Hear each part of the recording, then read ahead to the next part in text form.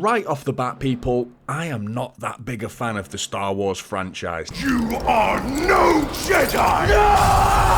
Now that's not to say I hate it or anything, it's just not my cup of tea. In fact, I've spent years feeling excluded and alienated from Star Wars conversations with my friends, listening into their detailed critiques of the movies like, aside from the clever play on Deadbolt, this hapless pod racer Dudbolt provides obvious foreshadowing for his particular fate. I know, right? How could our beings, Volpatarine 327, expect best contenders like Gascano, Sebula, and Anakin Skywalker, or dare I say it, that luckless dreamboat Ben Quadinaros in Tatooine's Boontar Eve Classic? What the hell are you talking about? But I'll give anything a go, and I did just that in preparation for the release of Star Wars Jedi Fallen Order. The day before it released 2 years ago, I went out and purchased the prequel trilogy and binge-watched all three in a single day, resulting in one of the most average days of my life. Still though, Star Wars might not float my boat, but games certainly do, and Star Wars Jedi Fallen Order is an extremely good one. I might not place any nostalgic or sentimental value on the Star Wars franchise, and because of that I might not appreciate or despise the narrative connections between the movies, the games or any other spin-offs as much as a die-hard fan might do, but I can appreciate a story, good writing and some quality voice acting. The story does feel a little shoehorned in as an excuse to include a game in this chronological part of the series. It feels like a safe story, one that might not tread on the toes of the die-hard fans, but then again, these are the die-hard fans that think a green goblin that's clearly stoned out of his mind teaching an impressionable teenager how to use magic so that he can murder his dad is the greatest story of all time, so who am I to question their hopes for this game? We play as Cal, a former Jedi hiding from the Empire as a scrapper worker on planet Bracca. Cal eventually boards the Mantis ship and teams up with Grease, the edgy but likeable comedian of the group with 4 arms that won't quit. And then there's Sia, a far more serious and slightly mysterious character with a pair of eyeballs that just won't quit either. The story is a little safe, but the writing is really good from character to character. Even the stormtroopers can be heard having little conversations with each other, which not only makes for some playful and light-hearted respite from the action, but also reminded me that there's probably a very nice human being underneath that menacing white helmet. In fact, if you turn a stormtrooper's helmet upside down, they just look so much happier, and I don't know why George Lucas had to make them so mean looking. My favourite character though has to be Cal's little robot buddy, BD-1, a lovable little dude that not only demanded my attention during cutscenes, but also a helping metal hand during gameplay, opening doors, containers, providing hints to puzzles, and he'll even jump off Cal's shoulders when he spots a point of interest. And as you progress through the story, you'll unlock further upgrades to BD-1, which brings out the Metroidvania aspect to the game, where utilising BD-1's upgrades can see Cal ziplining up cables and overcharging power stations to open new areas, unlocking previously locked containers, and even making use of the little guy in combat, rewiring those enemy droids to fight alongside you. As well as BD-1's upgrades, Cal will unlock new abilities within the Force, showcased through flashbacks to Cal's training as a young Jedi, and these too will open new areas and fighting styles. The main abilities are slow, push and pull, and no, I'm not describing the first chapter of the Kama Sutra. They're really fun to execute, which also sounds like the Kama Sutra, but Cal's abilities can only be used when he has enough force, which can be built up through successfully pulling off the basic combat moves. The same goes for traversal abilities. Cal will unlock new moves like wall run and double jump, again simple but fun to execute, and eventually being forced into linking all of these moves into a massive combo is extremely satisfying. Platforming is a huge aspect of the game, and it's a solid experience with the developers Respawn flexing their muscles once again when it comes to traversal mechanics, because they nailed the fluidity in both first-person shooters Apex Legends and Titanfall, and it's great to see how well these mechanics have translated into a third-person game. There was the occasional moment of frustration though that was usually down to my lapse in concentration, and Cal's animations can look a little wooden at times, but it's a system that's pretty forgiving too, because dying while traversing the environment will plonk you right back to where you fell with a teensy bit of health shaved off.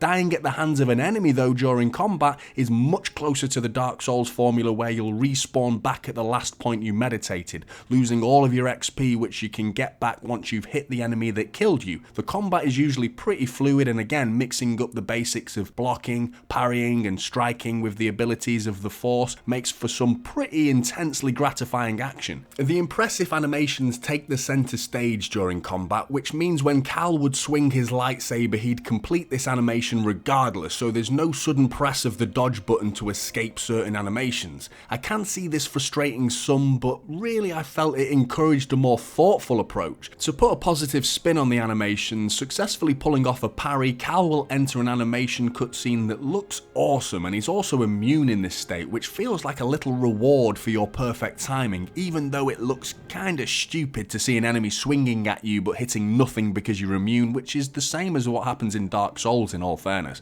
Cal's combat skills and abilities will be constantly on the up and up, with an expansive skill tree that's split into 3. His lightsaber abilities offering brand new and combo moves like the dash strike or the lightsaber throw, then the Force skills, which are basically expansions on his Force abilities, getting more power out of each of them, and then there's the survival based ones, which are pretty self-explanatory. One issue that I had with the combat though was locking on or off. Locking onto an enemy works fine, but I know a lot of Dark Souls players prefer not to be locked on in certain encounters for tactical reasons, and not locking on in Jedi Fallen Order feels all over the place. There's almost a semi-lock on regardless, even when you're not actually locked onto an enemy, which just felt so imprecise.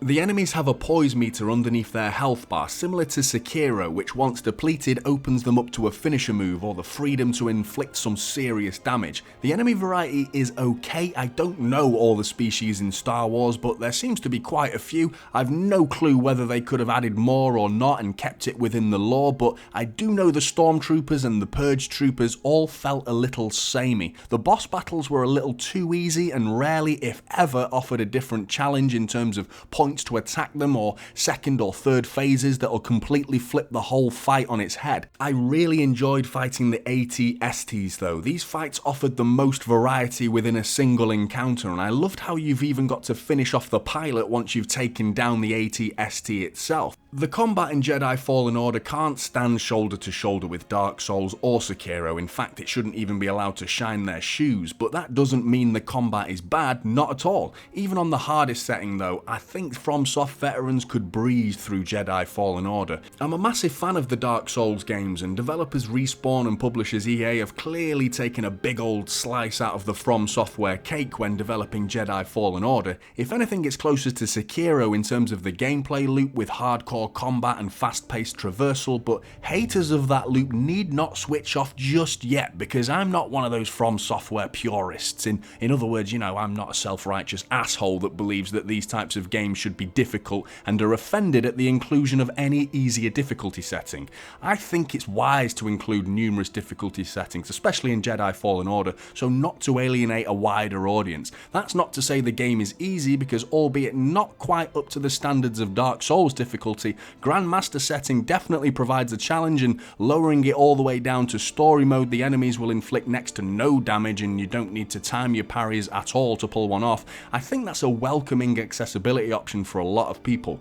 Now, I am a stickler for exploration, and Jedi Fallen Order offers plenty of Metroidvania style exploration, but it's what's waiting for me that bothered me most. I loved encountering an optional boss or finding an entirely new area, but all that would ever be waiting for me as a reward was a cosmetic to change Cal's gear, his lightsaber, or a new lick of paint for the Mantis ship. None of these offer anything towards the gameplay, so I felt a little disappointed with this, but hey, this is EA we're talking about here, and they've finally released a game where the cosmetics are earned within the game rather than via some microtransaction menu, so hats off to them. Graphically, the game looks incredible, with varying biomes to explore, making use of as many colours as possible. Now, some of you eagle-eyed viewers might have noticed a change in resolution here and there. I've been back and forth on the road playing this at 1440p on a 3070 laptop and 4K on a 3090 desktop, and both performed equally at those resolutions. Performance-wise, there's still some shader cache issue going on, just like there was on the release 2 years ago, and 2 years later this still seems to be a problem for the game and still hasn't been fixed. Loading into the new areas will cause this horrible stutter that's seemingly built into the engine and unavoidable sadly, so I'd like to see them address this in the upcoming sequel. Aside from this issue, which in fairness is a big issue because it's cropped up far too often for my liking, the game ran flawlessly during combat, which is where you're really depending on a steady performance. Console players, there's a free next gen upgrade for anyone who played on the last gen, offering 1440p resolution at 60 FPS on performance mode and 4K 30 FPS when turned off. That's for PS5 and Series X owners, whereas Series S owners, that's capped at 1080p at 60 FPS. Overall, Star Wars Jedi Fallen Order is totally worth your time, and that's from the point of view of a non-Star Wars fan. Purely from a gamer's perspective with zero bias towards the franchise, I had such a good time playing this through for a second time, and I cannot wait for the sequel Jedi Survivor, which is due for release March 2023. Let me know your thoughts on this one though. Is anyone like me not really into Star Wars but fully enjoyed Jedi Fallen Order, or roles reversed? Are there any die-hard Star Wars fans out there that felt this game let the franchise down? I'd love to hear your thoughts in the comments below, and I'll see you in the next one.